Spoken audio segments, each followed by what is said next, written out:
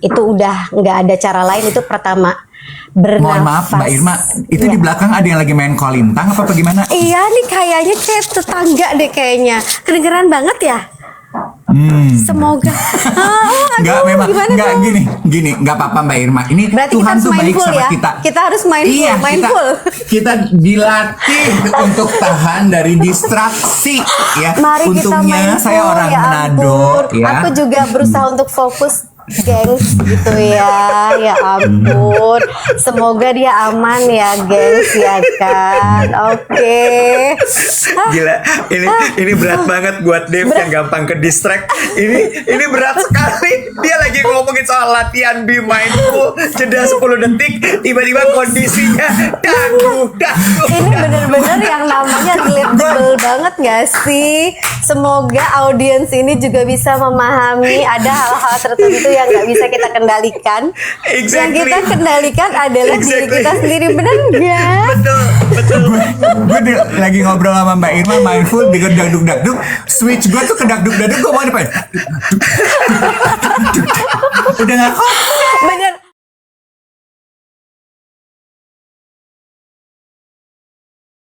Follow semua sosial medianya Duet, akunnya semua sama. Duet_Dave Iwet, Instagram, TikTok, YouTube, sampai dengan Spotify.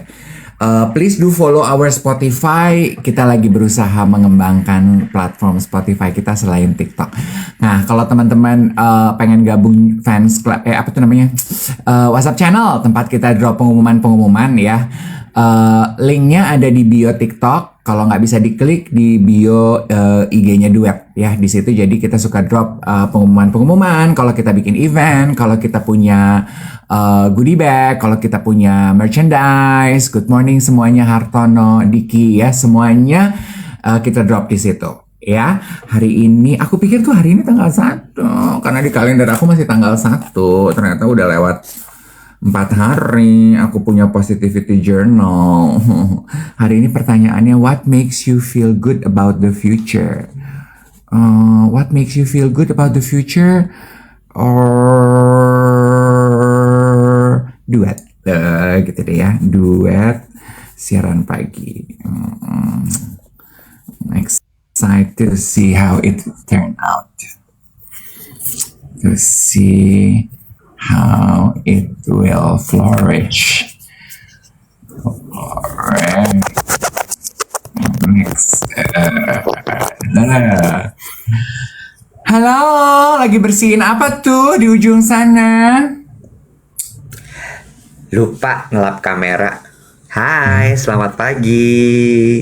Good morning. Selamat Morning. Senin. Selamat hari Senin. Boleh nanya sebelum kita mulai? Boleh. AMKM Anda bertanya, kami menjawab. ABKM dong. Anda bertanya, kami menjawab. Oh iya, AMKM Anda menanya, saya Iya. menanya. Iya bener. Anda ya udah deh gitu ya. Repot banget. Bo, lo tuh menjadikan duet sebagai hal yang terutama dalam hidup lo ya. Jadi bisa dibilang tuh kayak duet tuh penting sekali dalam hidup lo. Ini pertanyaan ya, pertanyaan. Iya. To help me understand. Oke. Iya. Iya ya. Sebenarnya enggak sih. Sebenarnya enggak. Hal yang paling utama itu adalah my own happiness in life. Nah, kebetulan salah satu peringkat paling atas saat ini tuh Duet. Karena menurut gue ini tuh mainan baru. Kok kita kayak job interview LinkedIn ya Kak? Kayak ini cosplay ya, cosplay HR sama interview ya. Iya. Oke, jadi hal yang terpenting dalam hidup kamu tuh berarti kebahagiaan ya. Kebahagiaan kamu, dan prioritas di atas sekarang itu adalah duet gitu ya, kurang lebih ya. Betul sekali Pak, karena kebetulan Duet ini muncul di di season kehidupan saya menjelang 50 gitu. Jadi saya memang lagi excitednya nih menjalani dan mengembangkan duet, Pak, gitu. Karena sebenarnya kalau bicara mengenai duet, kenapa itu jadi penting? Karena seneng ngerjainnya. Jadi masuk ke pleasure tuh buat saya, Pak. Gitu. Iya, make sense. Berarti kalau ada sesuatu yang mengganggu jalannya duet tuh buat kamu kayak kayak ya gangguan jadinya ya, gitu ya? Iya, Pak. Iya, karena buat aku, karena itu bread and butter aku, Kak. Pak, aku panggilnya siapa ya? Enaknya ya? Bapak aja ya? Mbak. Panggil Mbak ya, Mbak.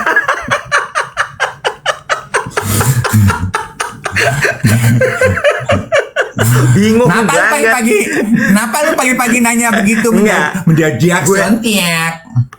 Iya, gue tuh lagi belajar untuk bisa memahami orang lain gitu ya, dengan mengetahui backgroundnya. Kalau itu mah udah jelas gak sih, Wet? Masa lu nggak tahu kalau duet itu sekarang ada di prioritas hidup gue? Kan udah clear, maksudnya kayak udah jelas gak sih? Lu kan nggak pernah stated. Oh, masa? Nggak pernah. Oh, lucu ya. Kalau ke lu ternyata gue nggak pernah stated, ke geng duet juga mungkin gue nggak pernah nyebut ya. Tapi ke semua circle kehidupan gue tuh gue udah nyebut sih gitu. Dan nggak pernah. Lu nggak pernah bikin clear statement tentang itu. Tapi seluruh tindakan lo memang mengarah ke sana. Nah, gue mengkonfirmasi.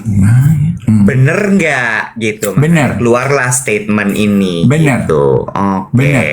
Ya. Mungkin pengukuhannya itu adalah ketika maksudnya kayak gue dapat stempel, oke, this is the right thing gitu. Adalah mungkin kemarin gue masih malu-malu ya, Wet ya. Maksudnya masih malu-malu mengakui bahwa duet ini adalah fokus utama gue. Gue masih malu-malu. Bahkan untuk menyebut diri gue podcaster aja gue tuh masih sungkan gitu. Karena menurut gue apa sih podcaster gitu. Gue seterkenal Onald enggak, seterkenal Diki enggak, seterkenal Ivan enggak, seterkenal apa tuh Klenger Burger siapa namanya? Gofar gitu. Oh, Gofar. Kok Klenger Burger sih? Dia punya apa ya? Dia bukan Lawless, tapi juga udah enggak. Dulu. Sekarang dia Warkop Polim. Dia. Klenger Burger siapa yang punya ya? Ada lagi orang lain, tapi juga gue belum kenalan sama yang punya. Iya, anyway, gue tuh nggak merasa sebagai podcaster, gue juga apa sih followernya cuma dikit baru mulai. Tapi momentum pengukuhan itu adalah sebetulnya waktu duet Indosat, Wet. Waktu duet Indosat itu kan pengakuan dukungan geng duet, pengakuan Pak Fikram, sama sebetulnya kalimat-kalimat dari Mbak Ovi sih. Kalau Mbak Ovi itu adalah Mbak Ovi di Indosat? Gue nggak terlalu kenal deket sama Mbak Ovi. Cuman Mbak Ovi itu klien lah hitungannya di mata gue, Nek, gitu. Kalau di Iwet kan temen. Tapi kalimat-kalimat yang dia sampaikan kepada gue tentang duet itu menurut gue, oh my, kayak begitu ternyata duet ya. Dan semenjak Indosat itu kan everywhere I go, sekarang orang kenalnya gue tuh sebagai podcaster gitu. Jadi gue pikir, oh this is it ya gitu. Ini nih musim baru gue nih. Akhirnya unfolding seperti bunga teratai gitu. Jadi iya Pak gitu. Aduh maaf ya Pak, saya tuh orangnya doyan curhat Pak. Jadi di wawancara pekerjaan gini saya treatmentnya tuh kayak podcast. Karena kan saya podcaster. Ini Bapak perusahaannya apa sih? Saya PT Maju Mundur kebetulan. Oh, nggak bisa saya. Saya maju gas bisa. Gitu. Saya nggak bisa. Saya udah maju. Mundur itu nggak bisa Pak saya. Saya maju kayaknya gas. Kalau attachment style ini tipenya Mas Dave ini anxious ya kayaknya ya. Nggak bisa tuh push and pull. Kalau saya kan avoidant ya. Avoidant itu kan push and pull gitu. Tapi kalau Mas Dave tuh either push atau pull gitu ya. Nggak ada tuh in between. Gue. Oke. Bertanya lagi.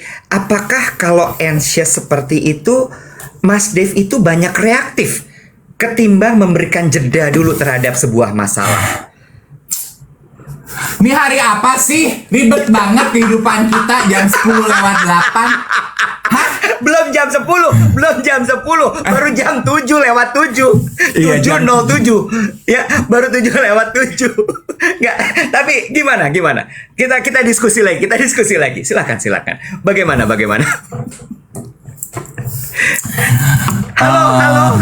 Halo. Ini kebetulan kok kayak hilang ini. Halo. Tapi betul, gue tuh orang yang cukup reaktif terhadap things I care a lot. Ngerti. Gue ini tadi ada yang nanya Kak Iwet kenapa sih gitu. Ini gue lakukan untuk lebih memahami. Ya, lebih memahami lagi gitu. Jadi iya, reaktif. Jadi lu untuk hal yang memang lu utamakan, lu sangat reaktif. Oke. Gue tuh things I care a lot, things I care deeply, gue itu sangat reaktif dan protektif. Itu tuh nature-nya gue sebagai raja singa. Tuh gue I'm very protective. Gue itu apa tuh bahasanya tuh teritorial, wet. Iya, itu Leo banget tuh teritorial. Iya, gue tuh teritorial banget gitu. Jadi kayak bener atau salah, if somebody try to hurt my friends, gue maju duluan. Lu gue gonggong aja. Terserah lu bener apa salah gitu. Lu gue gonggong gitu. Somebody hurt my friend, my family, lu gue gonggong gitu. Somebody hurt something I care about gitu. Ada yang ngejelekin duet. Kayak waktu lo drama satu babak billboard itu gue awalnya gue benar apa salah gue gonggong dulu gitu. Terus kan teman-teman gue gini, kenapa lo gonggong ya? Oh itu memang cara gue gitu. Dan gue tuh reaktif gitu. Dan belakangan memang Pak Iwet di era sosial media. Saya kan generasinya X ya Pak Iwet ya. Saya baru belajar kan sosial media gini. Di era sosial media ini saya melihat dan menyadari ya Pak Iwet, saya semakin reaktif gitu karena kan di era sosial media sekarang ini kita tuh konsumsi konten hiburan di sosial media kita tuh kan banyak banget ya Pak Iwet. Jadi saya kayak overwhelmed gitu. Jadi kebawa tuh cara saya bereaksi di sosial media. Bertanya ini saya boleh ya KitKat di sini obrolan berdua gitu boleh ya? Boleh bertanya. Iya. Jadi berarti untuk ini correct me if I'm wrong ya, CMIIWW gitu ya. Correct me if I'm wrong. Berarti untuk orang-orang untuk orang-orang dengan karakter anxious ini sosial media itu bisa membuat mereka ke-trigger lebih reaktif ya. Iya gue. Dan menurut gue bukan cuman gue nggak sih yang sekarang itu di sosial media karena kehidupan online jauh lebih reaktif. Contoh gitu ya. Nah, waktu konten gue naik tuh di kumpul leaders ngomongin baju itu kan sampai hari ini gue masih terima negatif komen ya. Maksudnya gue itu buat gue gini, lu tuh nggak paham konteks tapi lu udah langsung membenci apa yang gue sampaikan. Itu kan reaktif dong. Coba angkat tangan siapa di antara kita yang kalau nonton konten 10 second kontennya muncul di depan mata lo nggak suka, lo udah langsung mengambil kesimpulan nggak bener nih orang, hancur nih orang. Ini tahu nggak? Dengan obrolan singkat ini kan kita jadi belajar bahwa attachment style tuh kan ada 4 ya kalau gue nggak salah. 1 adalah secure, lalu kemudian ada avoidant, lalu kemudian ada anxious. Satu lagi apa, Say? 4, Say. Avoidant, anxious, kan? Secure, disorganized. Disorganized. Satu lagi disorganized. 4 itu. Cuma kalau kita lihat ya kan tadi lo bilang gitu bahwa orang-orang anxious itu kan cenderung reaktif. Apalagi untuk hal-hal yang penting buat dirinya gitu. Dan dengan adanya zaman digital seperti sekarang di mana apa-apa tuh clickbait, apa-apa itu semua tuh nggak ada konteks gitu ya. Terus kemudian link bertaburan di mana-mana, orang jadi nggak tahu mana yang benar, mana yang enggak dan lain sebagainya. Itu kan membuat kita makin reaktif dan kemudian makin overwhelmed. Tapi lo perhatiin nggak, dengan netizen yang dengan mudahnya berkomentar, itu menunjukkan, ini again ya, ini gue masih asumsi, belum ada research yang valid, bahwa kebanyakan orang tuh anxious ya. Iya. Jadi kalau tadi kita mulai obrolan dari attachment style gue anxious gitu ya. Terus dengan melihat orang yang di era digital ini gampang banget bilang nggak suka, gampang banget memutuskan untuk cancel culture. Lu share something yang lu lihat di Reels atau di TikTok, lu emang nonton penuh kontennya berapa banyak? Pasti kan nonton semenit udah langsung lucu nih share, tapi lu nggak tahu buntutnya. Ngelihat kecelakaan share nih, ternyata kecelakaan dari 10 tahun lalu, Beb gitu. Hati-hati gitu. Lah ini kecelakaan 10 tahun lalu. Gimana hati-hatinya udah lewat 10 tahun gitu. Itu tuh di grup keluarga yang isinya orang-orang boomers, orang-orang tua tuh sering banget kemakan kayak begituan. Atau apa tuh scammers ya. Yang phishing gitu. Itu tuh orang tuanya teman-teman gue itu sering, gak usah yang udah tua, yang masih medium kayak gue juga sering banget jadi korban. Dan rata-rata itu terjadi saat mereka lagi sibuk. Mungkin nggak, Dev? Generasi yang anxious ini kan dia didasari oleh fear-nya adalah abandonment sama rejection. Jadi gini, ibaratnya adalah nih anak-anak Gen Alpha atau di bawahnya Gen Alpha itu cenderung bisa lebih secure karena orang tuanya udah lebih paham dalam menjaga mereka. Mungkin nggak ya bisa begitu? That I don't know ya Iwat ya. Cuman menurut gue collectively yang terjadi kita pengguna sosial media dan juga warga digital lah ya gitu. Sekarang ini tuh kita tuh terbombardir dengan so many things happening all at once dan kita merasa kita nggak mau ketinggalan. Jadi kita ikut tergesa-gesa. Itu baru dari satu aplikasi ya. Sementara aplikasi yang membuat kita connected tuh kan pasti lebih dari 3 sekarang rata-rata. Betul, iya apa iya? Betul. Nanya lagi boleh nggak nih? Boleh. AMKM, Anda menanya kami menjawab. Bertanya lagi. Lu pernah nggak mencoba untuk memberikan jeda ketika ada apa-apa? Nah, itu teori itu gue kemarin nonton kontennya siapa gitu ya. Jadi ada inisiatif jeda 10 detik. Kalau 10 menit kelamaan. Jeda. Yang beli-beli bikin. Gue juga kena kepapar. Iya, itu kan berusaha mengajarkan pengguna warga digital untuk pause, jeda dulu. Pause kan bahasa Indonesianya jeda ya.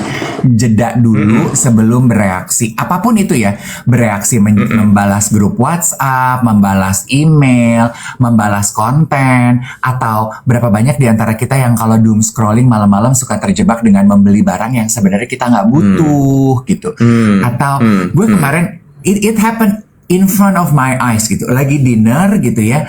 Lagi ngomongin pekerjaan. Teman-teman gue yang kerja itu di tengah-tengah dinner gitu dia jeda gitu kan. Kita biasa sekarang gitu ya kalau lagi meeting atau kumpul-kumpul pasti ada jeda, kita masing-masing pegang handphone. Dan biasanya kalau udah satu pegang handphone, yang lain ikutan pegang handphone tuh. Ngecek. Gue di sebelahnya gue ngeliat, gue ngelirik gitu. Gue sengaja gue pengen tahu. Lu ngecek apa sih? Is it something important?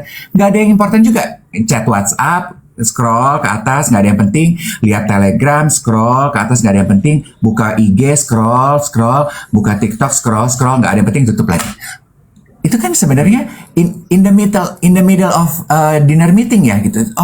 Itu tuh memang nature kita. Nah itu terjadi saat kita lagi high pace activity. Nah itu biasanya yang loop di mana kita bereaksi tidak ada jeda.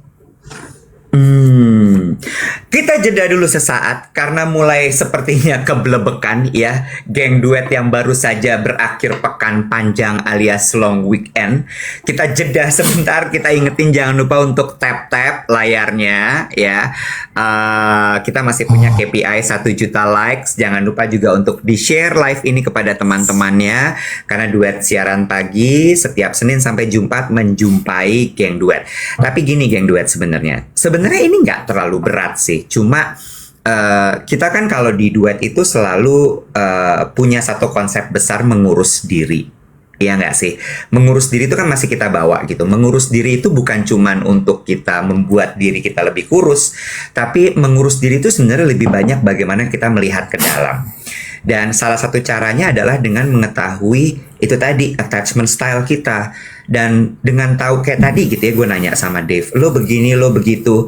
Itu gue jadi tahu, oh berarti kalau ada sesuatu yang terjadi sama duet atau duet di utak-atik, itu akan membuat dia marah gitu ya, atau kesal atau gusar gitu, karena buat dia itu adalah hal yang utama gitu ya. Nah, yang selanjutnya adalah kita jadi tahu juga bahwa orang-orang dengan tipe anxious attachment ini juga cenderung reaktif, di mana zaman sekarang dengan dunia digital yang pace-nya begitu cepat, dengan begitu banyak informasi yang masuk, untuk orang-orang dengan anxious attachment itu jadi berat sekali berarti.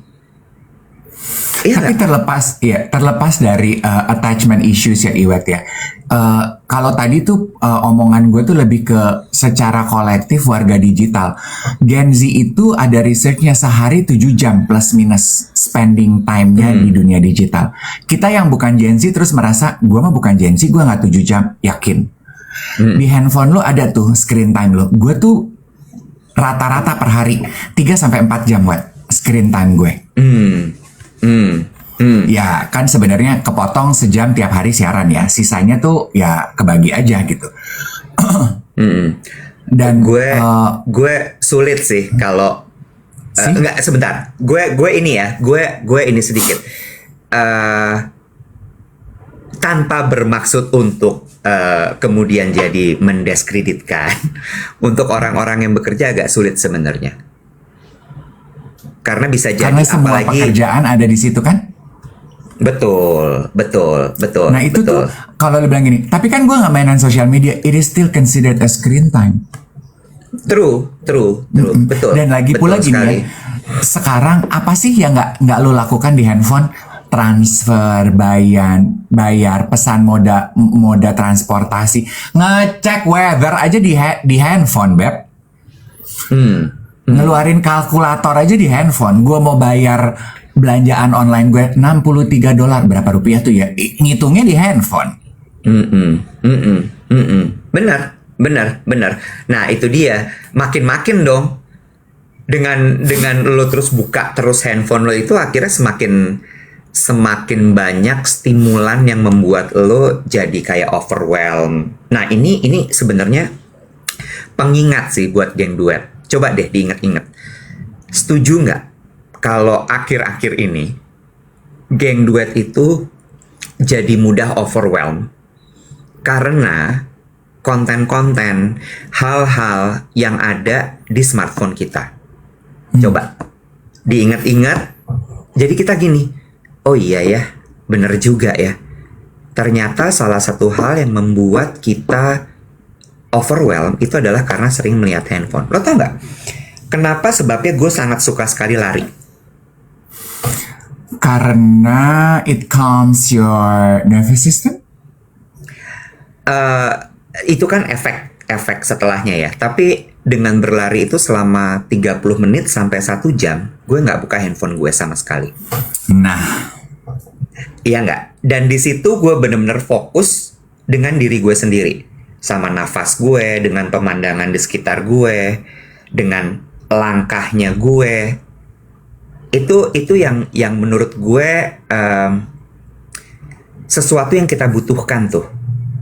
Hal-hal seperti itu. Iya nggak? Iya, itu sebetulnya kan teorinya adalah kenapa captive audience ya. Kenapa kita saat di pesawat kita merasa lebih relax. Kalau kita lagi terbang, misalnya Jakarta Bali, kenapa kita merasa lebih relax gitu? Karena kita jadi captive audience. We got disconnected from the world, from our online chatter gitu selama 1 jam. Yes.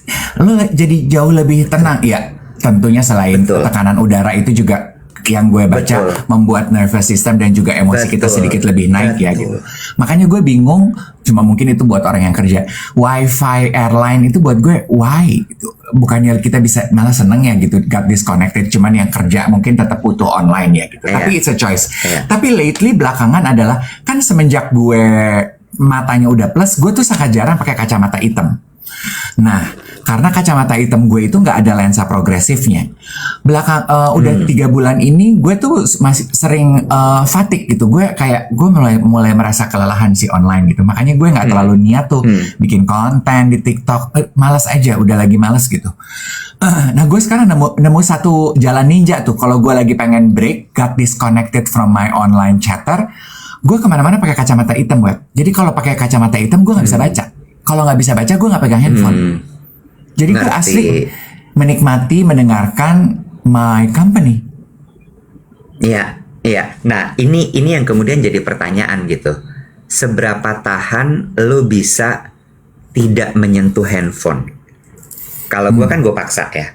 Gue setuju tuh sama lo. Gue senang banget momen di pesawat. Karena ketika momen di pesawat itu benar-benar gue udah nggak bisa attach sama sosial media gue.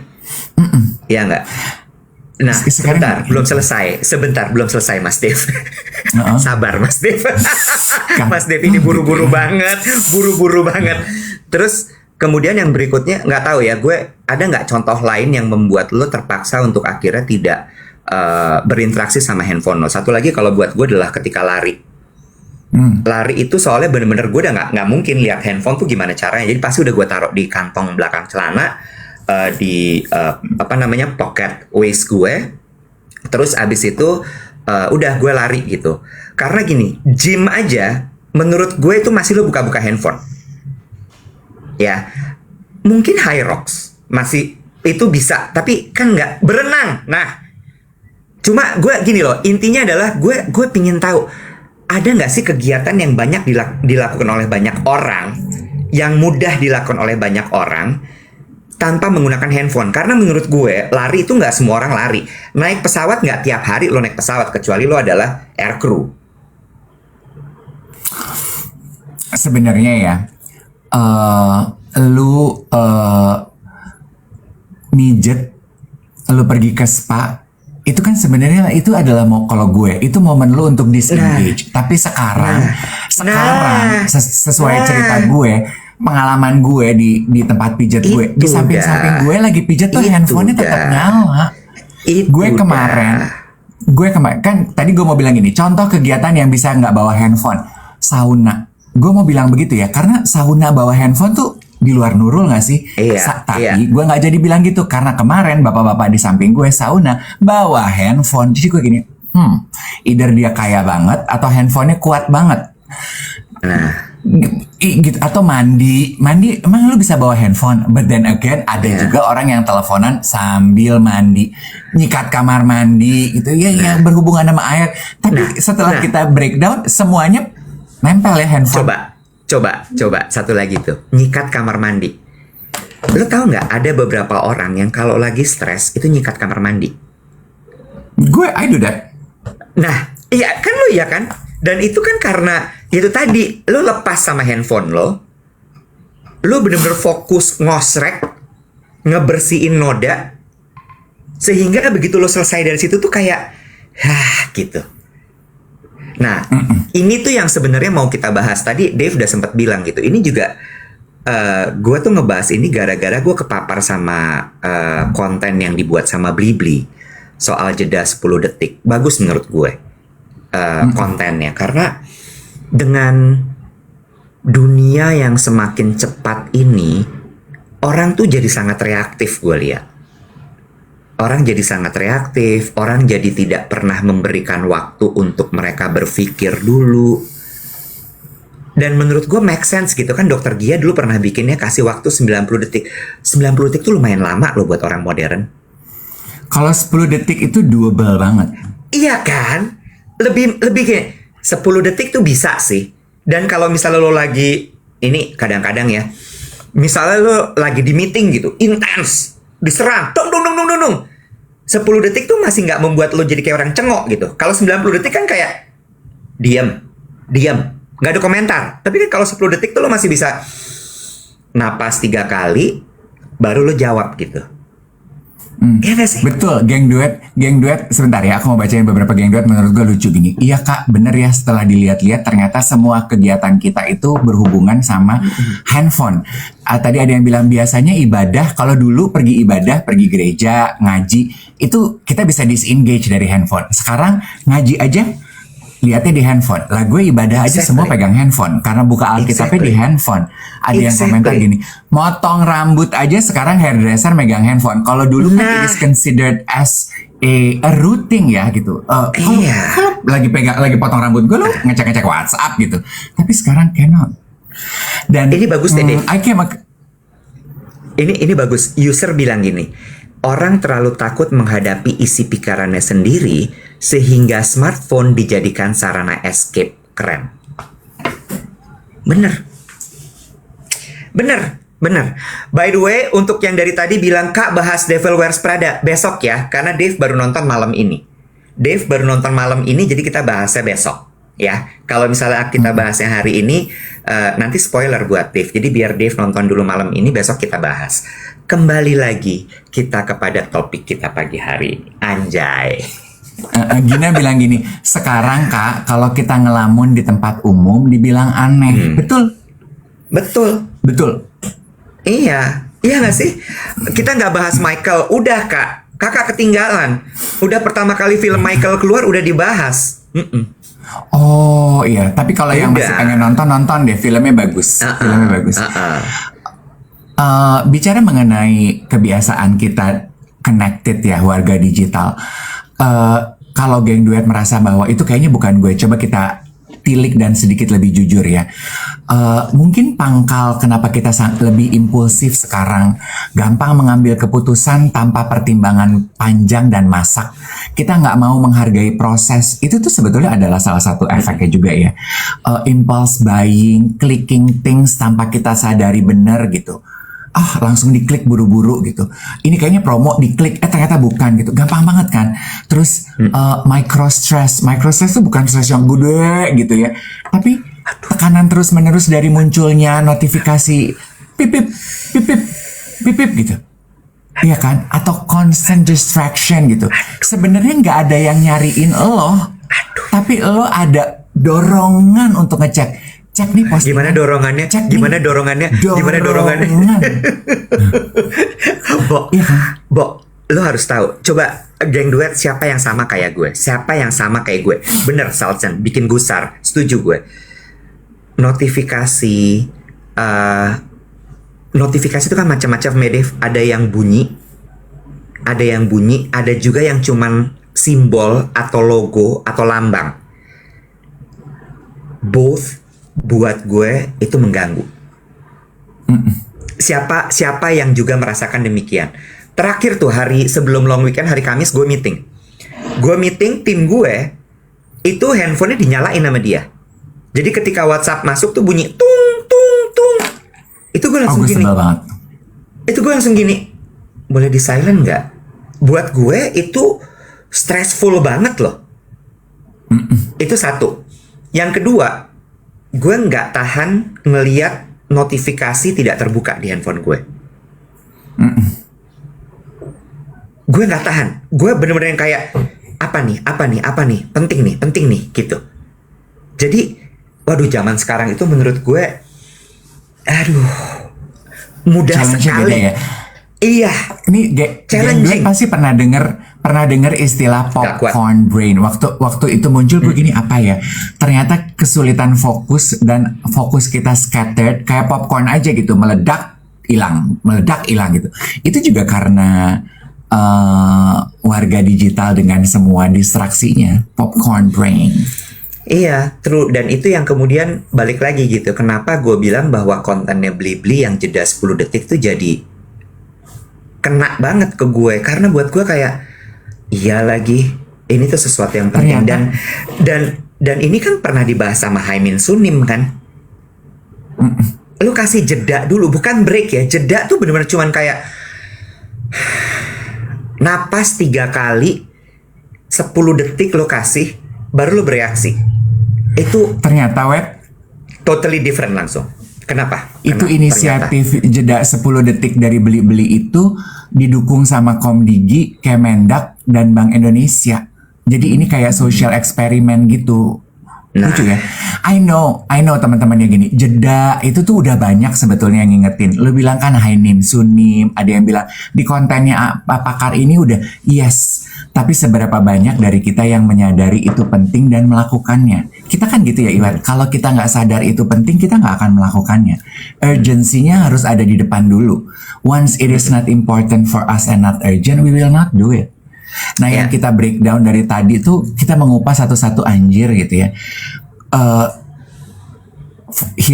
Cepat hilangnya fokus gue tuh disebabkan karena itu ya, anjrit gitu. Kenapa gue gampang banget tersulut clickbait yang gue juga nggak paham, itu gara-gara ini ya gitu. Sama cognitive overload gitu, informasi banyak banget gitu, terus akhirnya jadi fatigue. Padahal bukan urusan gue. Contohnya ya, gue punya teman gitu ya, yang gue tuh sangat gampang sekali Iwat. Gue tuh kayak papi gue sama. Kalau gue baca berita-berita pemerintahan gitu ya, kayak rupiah versus dolar gitu. Siapa nih yang menang? Emas versus silver. Ini itu gitu.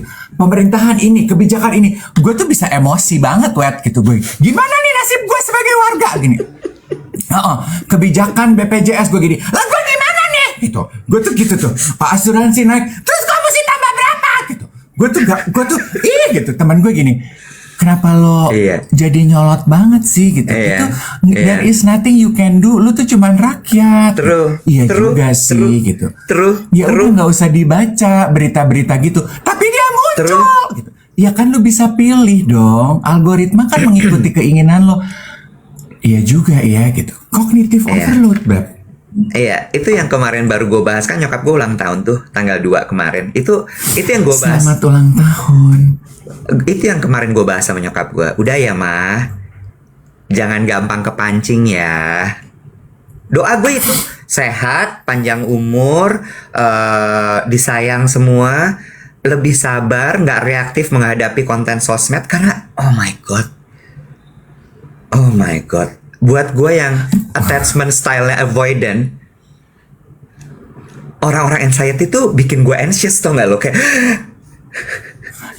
dan semua warga digital itu sekarang judulnya anxious sih. Benar, itu yang gue bilang tadi. Ternyata kebanyakan anxious. By the way, tadi ada psikolog hadir. Siapa namanya? Ayang Irma. Kak Ayang Irma. Gue udah follow tuh. Gue udah follow udah lama. Coba. Ini pas nih. Coba kita bahas coba. Nah, halo, selamat pagi. Halo, pagi. Kamu belum udah terlihat belum gak sih? Belum. Oke. Nah, Hai. Seru banget aku dengerinnya. Selamat pagi. Gimana? Jadi Kamu kecolek nggak? Kamu kecolek nggak dengan obrolan kecolek kita? banget. Aku tuh kan mau praktek ya nanti jam 9. Terus pagi-pagi aku lihat live ini kok story relate banget gitu kan sama klien-klien aku. Jadi kayak pengen komen-komen. Ternyata di invite. Makasih ya kakak-kakak. Coba kamu komentar dulu sama. Tadi udah banyak banget tuh yang aku komentarin ya. Oke, yang pertama Kak Dev sama Kak Iwet. Jadi ini tuh memang aku setuju banget tadi apa yang disampaikan Kak Dev, Kak Iwet, bahwa tuh kita sekarang gampang banget tertrigger gitu ya, terstimulasi dengan banyaknya informasi, dan kadang-kadang itu jadinya memang setuju banget tadi tuh kosakatanya Kak Dev tuh luar biasa gitu ya, cognitive overload gitu kan. Terus berat banget gak sih gitu kan. Jadi memang mentalitas kita itu lama-lama jadinya kan capek ya dengan banyaknya arus informasi yang mungkin kadang-kadang gak relate juga sama kehidupan kita gitu kan. Dan dengan sangat reaktif tentunya kita jadi komen, terus kemudian kalau nggak komen akhirnya yang terpapar kan secara emosional kan ya. Nah itu sih sebenarnya. Jadi aku seneng banget ini dibahas pagi hari ini. Aku bertanya dong. Boleh? Aku bertanya. Apa sih yang menyebabkan seseorang itu jadi kayaknya harus merasa gue harus komen nih. Gue harus reaktif nih terhadap ini. Gue harus. Kenapa? Karena help me to understand. Aku bukan tipe yang seperti itu. Oke, sekarang kita bicara dulu tentang otak bekerja ya kakak-kakak ya. Mohon maaf pagi-pagi kita ngomongin otak ya. Jadi sebenarnya otak kita itu dia kan bekerjanya nggak bisa menerima informasi yang berlebih dalam waktu singkat. Jadi baratnya nih 1 detik aja mungkin kita bisa set gitu kan, bisa ada 2 informasi kan. Bayangin Betul. kalau kita terus-terusan itu ada berapa banyak informasi yang kita terima dalam waktu singkat. Otak kita itu didesain sama Allah gitu kan, itu untuk menerima satu. Jadi nggak bisa seterusnya. Maka kenapa ketika ada informasi yang begitu banyak, yang bekerja itu bukan otak bagian depan kita nih Kak Dev, Kak Iwet gitu kan. Yang bekerja duluan itu adalah bagian otak belakang. Otak belakang itu hubungannya sama sisi-sisi emosi kita.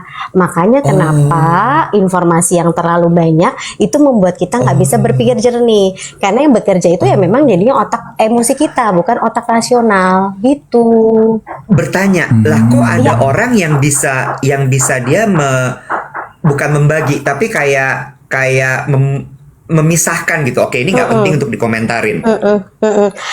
Bedanya Ya. gimana? Itu butuh yang namanya regulasi emosi ya. Regulasi emosi itu adalah sebuah skill, keterampilan gitu.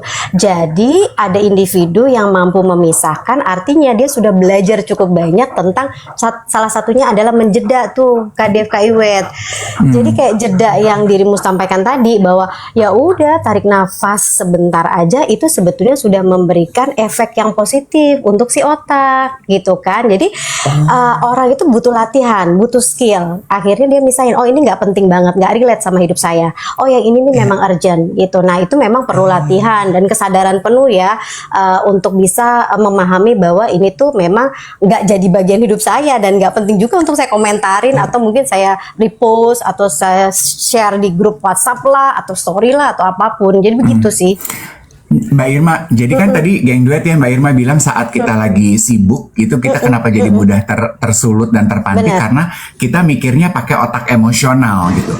Nah, gimana supaya tidak emosional harus regulasi emosi. Benar. Makanya salah satu cara paling mudah buat kita dan applicable tiap hari regulasi emosi itu adalah jeda, ambil nafas 10 detik sebelum kita bereaksi. Sesederhana itu. Sesederhana itu. Tapi cuman bisa terjadi dan masuk ke dalam sistem dan jadi kebiasaan kalau dilakukan. Kalau Gitu kan? dilakukan gitu. Oke. Kalau hanya sebatas aku niat saja tapi kemudian tidak ada Nggak bisa. kemauan dan nggak ada kemauan, maka dia nggak jadi sebuah kemampuan. Iya, Gitu iya. ya kan, karena satu buah informasi atau satu buah skill itu dia perlu latihan ya. Kalau menurut riset itu kita butuh sekitar 64 hari sampai 252 hari untuk membuat satu kemampuan baru. Jadi kalau misalnya udahlah ini lihat medsos, aku ya niat deh nanti nggak komen gitu kan, terus tibanya itu men-trigger kan, mungkin dia punya pengalaman masa lalu ya dengan isu itu, terus kemudian dia jadinya reaktif. Nah nggak jadi tuh, nggak jadi gitu kemampuannya gitu. Sorry Dev, sebentar. Ini berarti menjawab pertanyaannya DNW Journey. Gimana Kak cara latihannya? Itu tadi dibiasakan untuk jeda 10 detik. Yes, Tapi betul. dilakukannya dengan rutin. Jadi terus-terusan gitu ya. Benar. Karena Oke. kalau enggak ya, Kak Dev sama Kak Iwet, kalau kita lagi sibuk nih, biasanya kan kita sibuk nih kerja. Otak kita kan kadang-kadang memang butuh distraksi, ya kan? Nah, seringkali kalau di masa sekarang distraksi kita kan adalah media sosial. Akhirnya kita scrolling. Yang tadinya kita pikir ya udahlah ya cuman 1 menit, akhirnya jadi berapa banyak waktu yang kita manfaatkan gitu kan, yang kebuang intinya. 30 menit kan scrolling.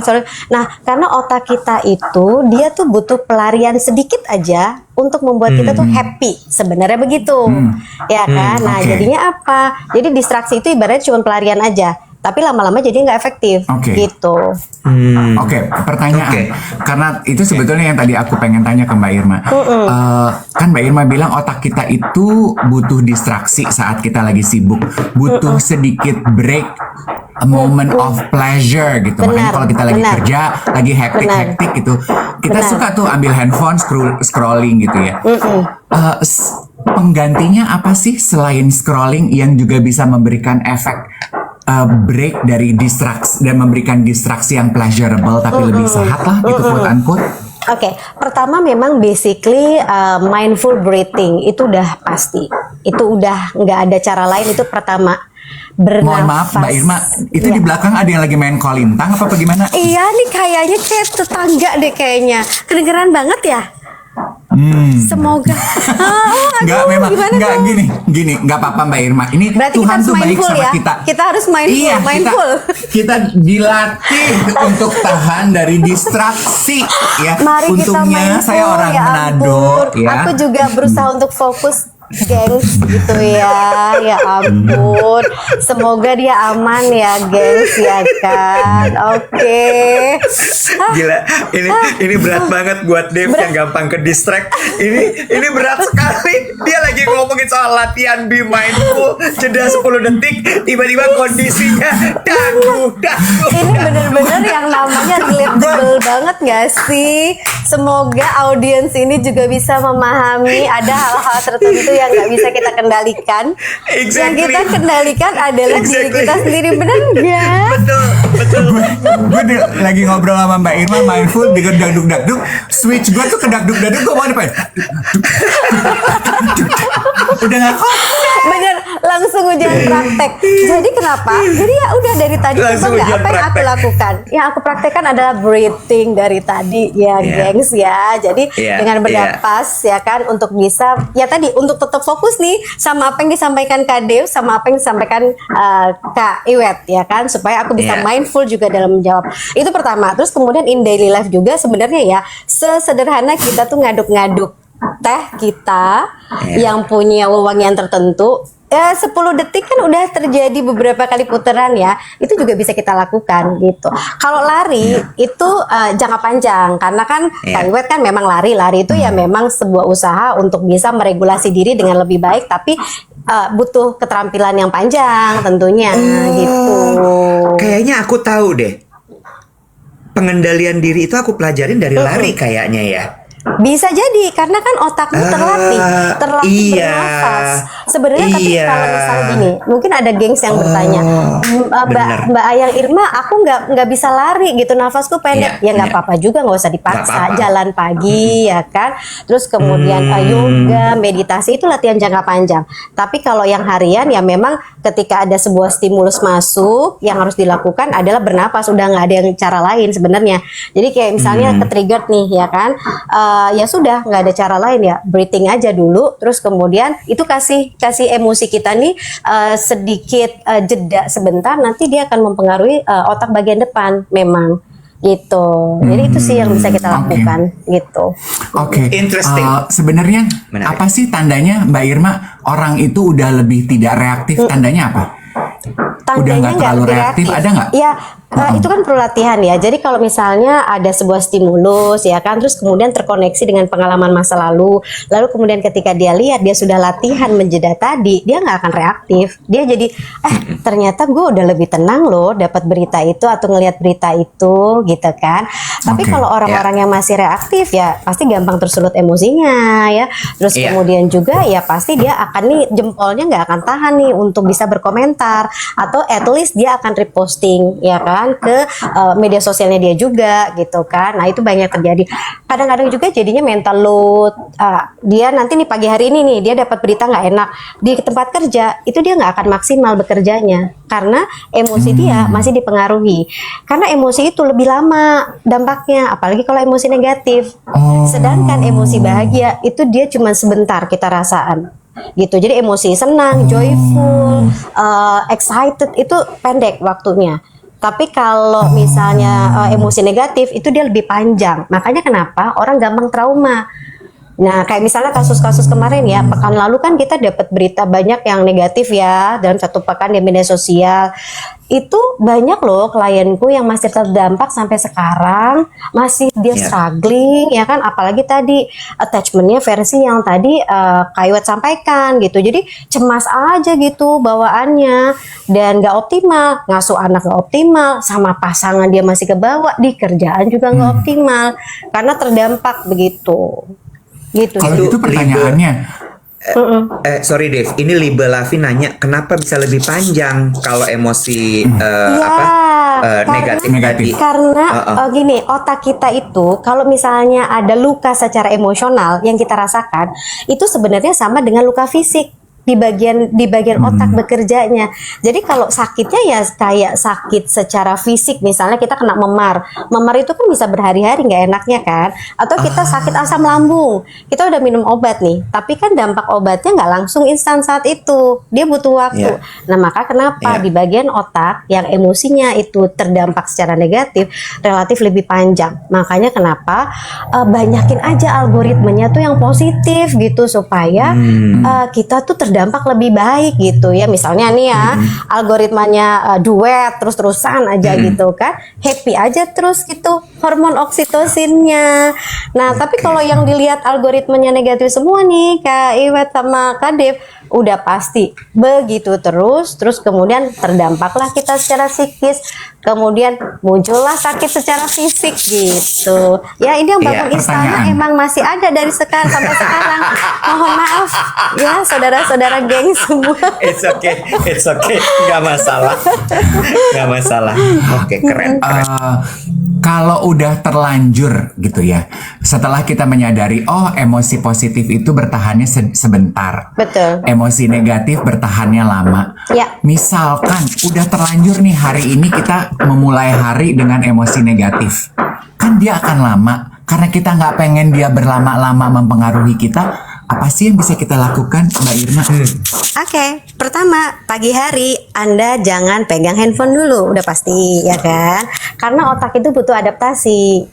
Jadi otak ini bangun sebentar ya kan, breathing ya kan, baru deh kalau udah 10 detik kan ambil tuh handphone, misalnya cek notifikasi email dan lain sebagainya, itu boleh kita lakukan ya. Terus kemudian kenapa ada yang namanya afirmasi? Karena itu kayak kita ngobrol sama otak kita sendiri gitu. Kayak misalnya hari ini kita mau ngapain sih, abis nonton duet kita mau ngapain sih gitu kan.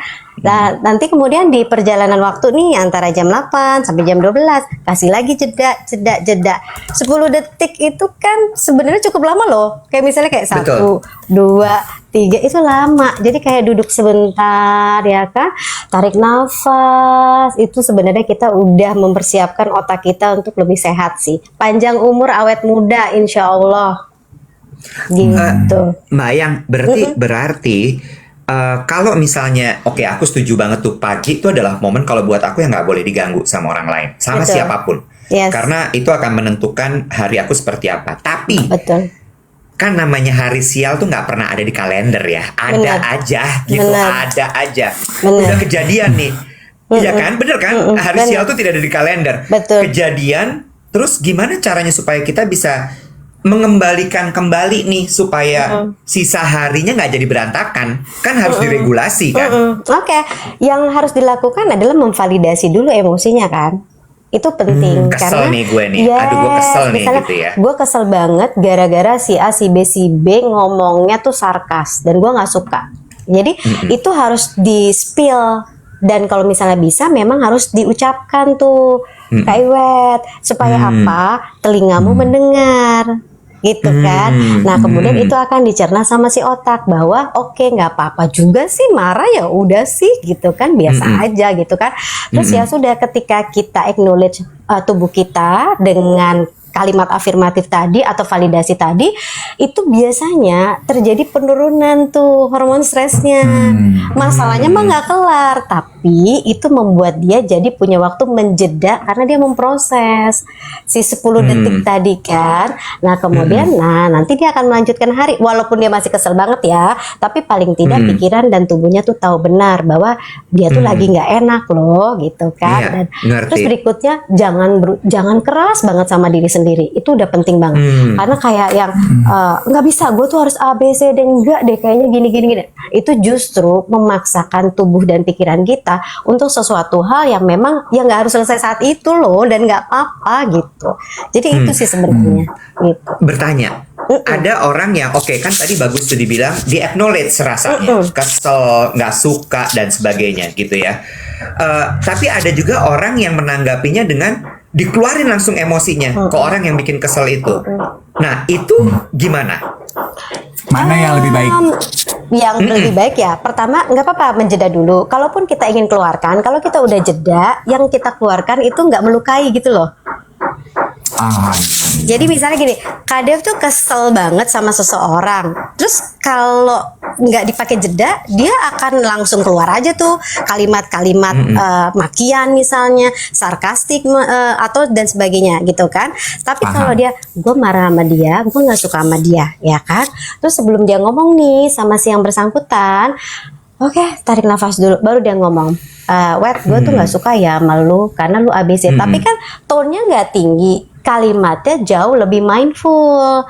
Jadi dia akan menyebutkan bahwa gue nggak suka cara lo yang bicara dengan nada tinggi seperti tadi. Nah, sebenarnya itu kita lagi ngajarin orang untuk neuro mirror.